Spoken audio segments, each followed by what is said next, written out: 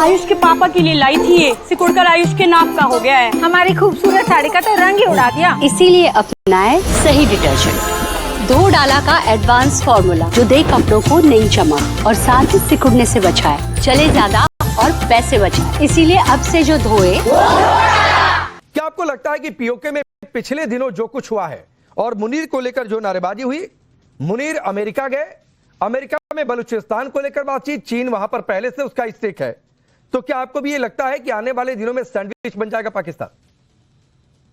नहीं, मुझे ऐसा नहीं लगता कि आने वाले दिनों में सैंडविच बन जाएगा, इसलिए कि पहले ही पाकिस्तान को डेफिनेटली इस बात का अंदाजा तो होगा ही कि अगर वो अमेरिकन कैंप में जाते हैं तो चाइना की तरफ से टफ टाइम देखने को मिल सकता है। और इस वक्त लग यही रहा है, जमाने में जिस वक्त इमरान खान की गवर्नमेंट थी तब भी यही बात चला करती थी कि उस वक्त के आर्मी चीफ जो थे वो अमेरिकन साइड पे थे और इमरान खान चाइना साइड पे थे, और तब ये झगड़ा इनका चला था और इस वक्त भी ऐसे ही है। और इसी से साफ जाहिर होता है कि हमारी फॉरेन पॉलिसी इंडिपेंडेंट नहीं है। अगर इंडिपेंडेंट होती तो हम दोनों के साथ जो है वो बातचीत रखते और बैलेंस चलते, लेकिन अनफॉर्चुनेटली ऐसा नहीं दिख रहा।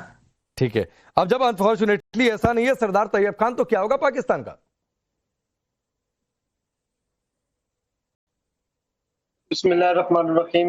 मैं उम्मीद है कि आज हम ये आवाज को आप सेंसर वगैरह नहीं करेंगे और तसल्ली से सुनेंगे। वी रिकॉर्डेड फ्रॉम अमेरिका के साथ जो पाकिस्तान की तजारत हो रही है या पाकिस्तान के जो तजारती मुआहिदा हुआ है वो हमारे पड़ोसी दोस्त को जो है वो पसंद नहीं आ रहा, पड़ोसियों को पसंद नहीं है, तो उसकी तकलीफ का तो अंदाजा है। और अभी जो आसम मीर साहब ने वहाँ जो अमेरिका में बिजनेस फोरम से जो खिताब किया है उस पर भी जो है वो आपको जो है वो आग लगी हुई है कि क्यों वो गए हैं और क्यों तो कामयाब दौरा किया। तो आप इस चीज के तो मैं बहरहाल कह चुका हूँ, मुतअद्दिद बात कह चुका हूँ कि आप इस चीज की चिंता और फिक्र मत करें।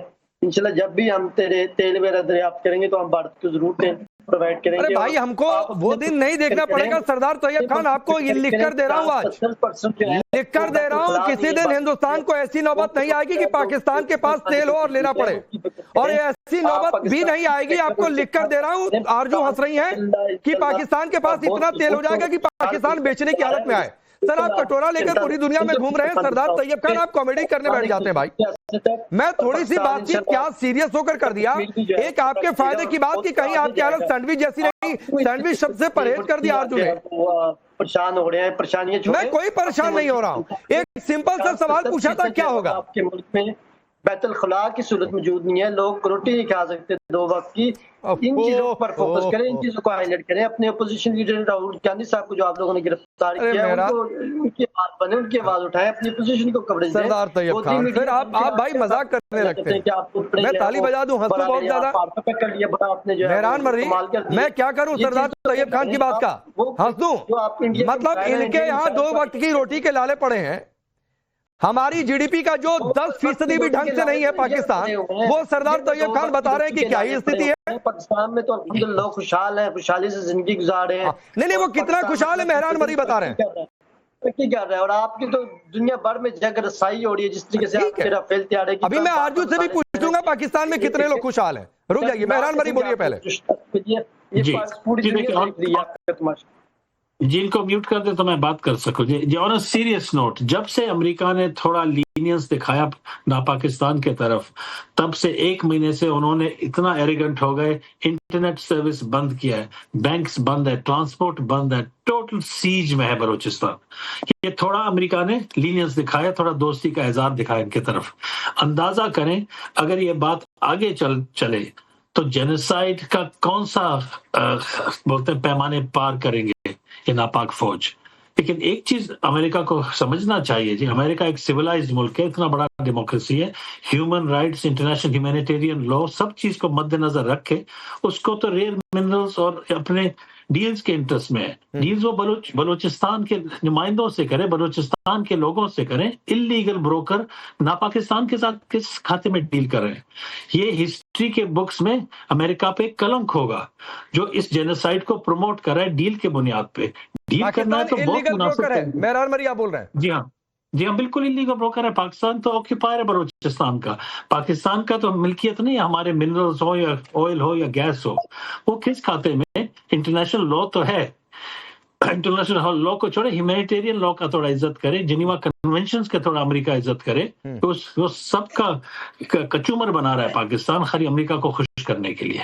तैयब, सरदार तैयब खान कहां अगल बगल देख रहे भाई? ये कह रहे पाकिस्तान इलीगल ब्रोकर है, आप गिरवी रखे जा रहे हैं बलूचिस्तान को। पता है कि वैसे भी कुछ नहीं कर सकते, कब आजाद, ये तो आजाद घोषित कर ही रखे, कब हाथ से निकल जाए। ये आपने एक गद्दार बैठाया हुआ है यहाँ बलोचियों का, जो वहां बाहर बैठ के लान तान कर रहा है। इसको शर्म, इसमें इतनी हिम्मत है और जरूरत है तो पाकिस्तान में मरे और यहाँ आकर मुकाबला करे। वहां बाहर बैठ के गलत प्रोपेगेंडा और आपकी राह के साथ मिलकर जो गोदी मीडिया के साथ जो खेल खेल रहे हैं, हम सारी पाकिस्तान जानते हैं कि किसकी वहां पर ये सारा कुछ कर रहा है। तो इसमें इतनी जरूरत और गैरत नहीं है कि पाकिस्तान आकर बात कर सके। और वहां बैठ के जो है 1500 लोगों ने आपको आपका बैंड बजाया, मुझे आने की जरूरत नहीं है। ऐसे लोगों को शर्म से डूब मरना चाहिए कि ये अपने मुल्क के खिलाफ जो है वो गलत इस्तेमाल होते हैं और आप लोगों के इस्तेमाल किए जाते हैं। तो आपने इसको पेट बैठाया हुआ और मुतअद्दिद टीवी चैनल में भी आकर, अरे वो तो कह ही नहीं रहे पाकिस्तान को मुल्क है, वो तो कह रहे हैं बलूच, उन्होंने तो अपने आप फ्रीडम घोषित कर रखा है भाई। पाकिस्तान इंशाल्लाह अपने दुश्मन को मुंह तोड़ जवाब देने के लिए। और आपके नरेंद्र मोदी ने जो फरमाया था कि हम पानी बंद करेंगे, तो हमारे डीजी एसपीआर ने भी कहा हुआ कि आप पानी बंद करें, हम आपकी सांसें भी इंशाल्लाह बंद करेंगे। पानी तो बंद होना शुरू हो गया है, देते रहिए धमकी। पानी बंद होना शुरू हो गया है भाई, एक टेंडर जारी हुआ है, 10 सितंबर तक लास्ट डेट है।